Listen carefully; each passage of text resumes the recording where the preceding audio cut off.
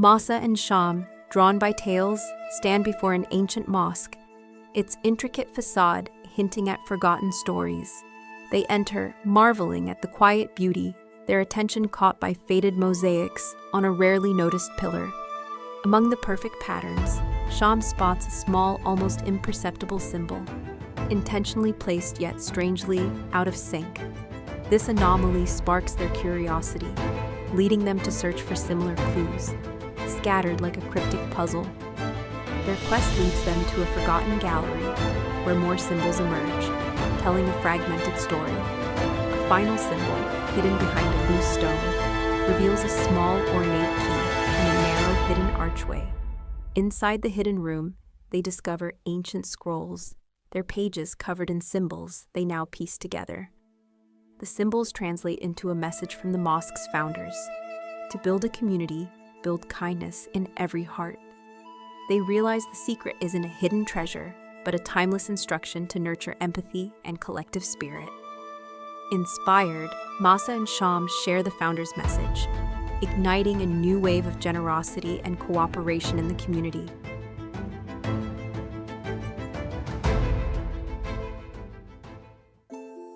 Ella stepped into her garden, a secret world of colors and whispers. Every flower seemed to hum a tiny song. Every butterfly danced a question. She noticed a small, shy butterfly, its wing tangled in a spider web. "Oh, little one," she whispered. A wise old rose gently nodded.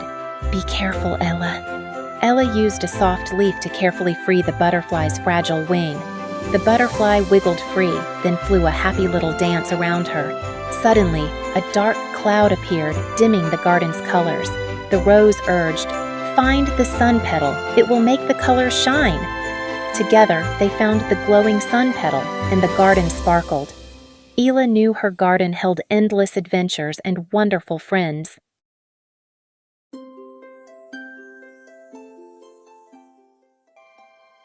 Arav, Kabir, and Vivahan explored the ancient, crumbling ruins near their quiet village. Deep within, hidden behind a loose stone, they unearthed a weathered, cryptic map. Its strange symbols whispered of a hidden treasure, igniting their adventurous spirits. Their journey led through dense, whispering forests where every shadow seemed alive.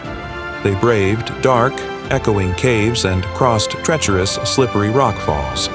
A mysterious voice warned them, but their combined courage pushed them forward. Finally, they reached an ancient, hidden temple, vines clinging to its majestic facade. Inside, a small, intricate chest awaited, radiating an ancient energy. As they opened it, they found not gold, but aged scrolls detailing their village's history. The true treasure was their journey, their friendship, and the shared courage.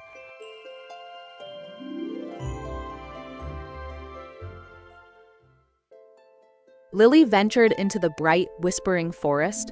She found a small, cozy cabin, slightly askew. The cabin felt familiar, yet somehow different. A quiet, blinking owl named Orin watched her. Lily peeked inside. The room seemed to shift. A chair moved on its own. A window changed shape. Orin hooted softly, showing a glimmering, strange symbol. Lily touched the symbol, feeling the cabin's magic. The cabin hummed, rooms settling into place briefly. Lily understood. The cabin played gentle, magical tricks. Tiny babies peeked out, feeling bouncy and bright. Zoom! Zoom! Went animals, racing with glee.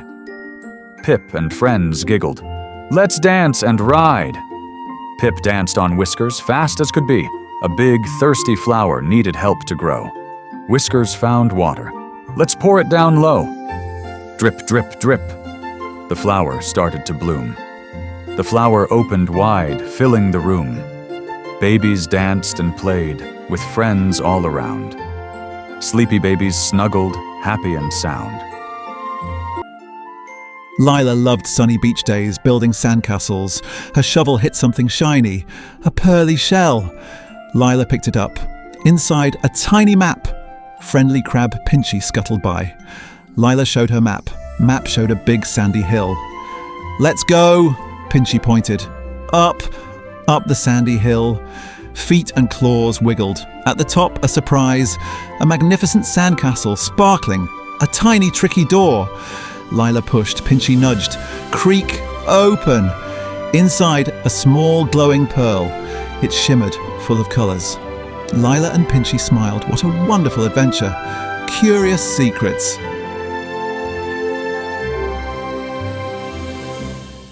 Evening. Dark clouds hung heavy in the sky and a light rain had just begun to fall.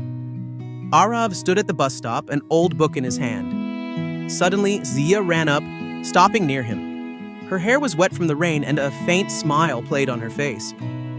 "Excuse me. When does the bus come here?" she asked, catching her breath. Arav checked his watch. "Perhaps in a little while."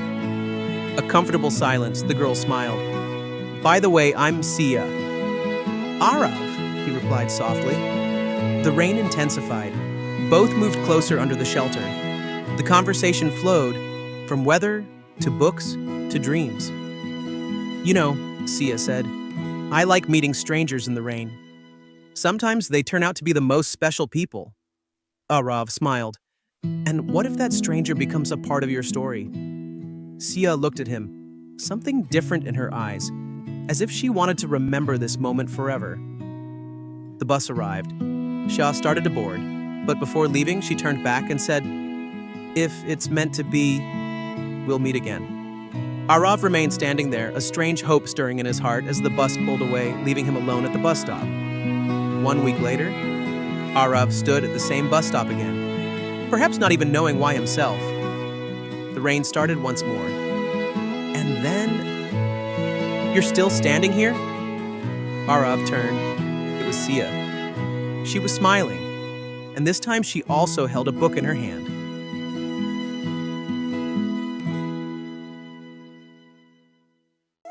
The scorching desert stretched endlessly, a vast ocean of sand under a merciless sun. Sarai, an old woman, wandered alone. Days without water had left her frail, her voice a parched whisper as she yearned for a single drop.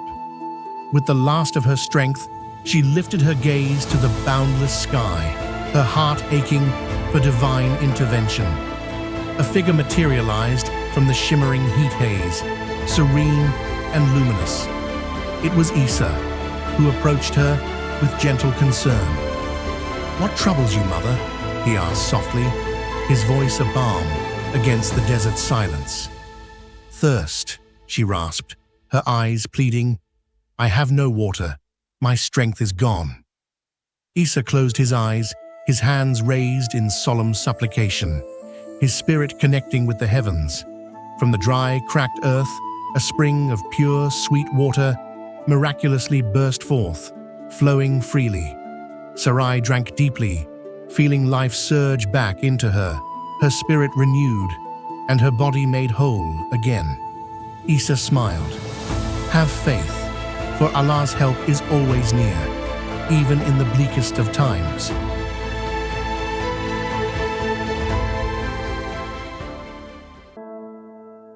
In a home where laughter was foreign, Alara felt like a ghost, her presence unnoticed by the cold figures around her. With a whispered promise to herself, she gathered her few precious belongings, her heart a drumbeat of fear and resolve.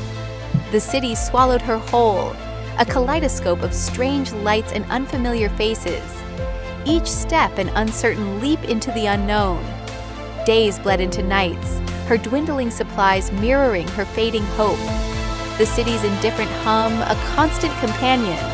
A kind voice cut through the despair, a warm presence emerging from the shadows, offering a lifeline she hadn't dared to dream of. Kael, with eyes that held stories, offered not just food, but a place, a workshop filled with odd wonders and endless possibilities. Hesitantly, Ilara began to assist him, her nimble fingers finding purpose among the intricate pieces, a spark reigniting within her. The workshop became her haven, each successful repair a stitch in the fabric of her mending soul. piece by piece. Under Kale's gentle mentorship, her talents blossomed, transforming her past despair into a future filled with vibrant purpose.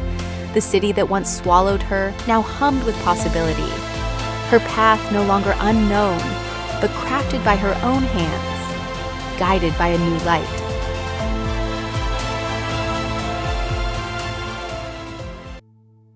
An old woman, Aisha, struggles across the vast, scorching desert, weakened by the relentless sun. Her parched lips and weary eyes. She gazes upward, a desperate, silent prayer forming in her heart. Suddenly, a radiant figure emerges from the heat haze, Isa alayhi salam, radiating calm and light. Isa approaches Aisha gently, his expression profound compassion, kindly asking about her deep distress. Aisha, her voice a whisper, explains her unbearable thirst and the complete absence of water. Isa closes his eyes, raising hands heavenward in prayer, his face serene, focused on the heavens. The dry earth trembles. A miraculous stream of clear, sweet water erupts from the parched sand. Aisha kneels, drinking greedily, feeling her strength visibly return with each life-giving sip. Rejuvenated, Aisha looks to the sky with profound gratitude, tears of relief mixing with desert dust. Isa smiles serenely. Have faith. Allah always helps. His words echo. Hope remains.